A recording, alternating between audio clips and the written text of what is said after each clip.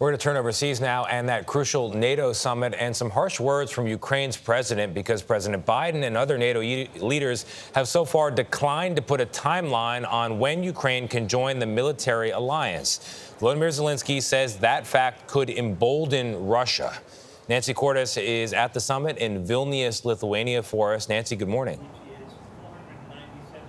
Good morning, Tony. And Zelensky is sharing those concerns directly with President Biden here today. They are meeting one-on-one. A short time ago, Zelensky told reporters he understands that his country can't join NATO right now, that could spark a world war.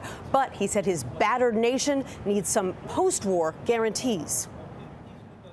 We want to be on the same page with everybody. Ukraine's president arrived at NATO meetings this morning seeking the clarity he did not get yesterday when the NATO leaders gathered here made a vague promise to let Ukraine join their alliance at some point in the future. The invitation will be issued when conditions are met. Zelensky called the ambiguity absurd. I want to discuss with our partners all these things. The clash has exposed a division among NATO's 31 member nations.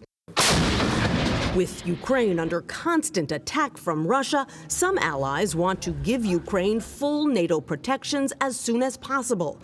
Others, including the U.S., say Ukraine must make reforms first. All countries have to demonstrate certain basic standards of the rule of law. Colin Kahl is U.S. Undersecretary of Defense. Ukraine wants a timeline. Ukraine's president says he needs a timeline. Yeah. He needs specifics. Why can't he have those? Well, look, if I was him, I'd want it too. They are, I think, very keen to have a security guarantee by NATO. But the fact of the matter is no country in the history of the alliance has had a timeline.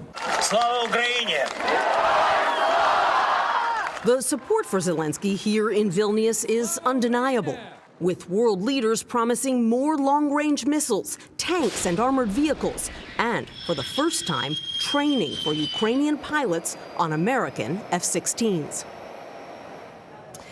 And there's more. Today, the leaders of the world's 7 largest economies are announcing that their countries are making major new investments in Ukraine's military to help build it up for the long term, a move they say is going to send a powerful message, at least they hope so, to Vladimir Putin that time is not on his side. Jerika. Nancy Cordes at the NATO Summit, thank you.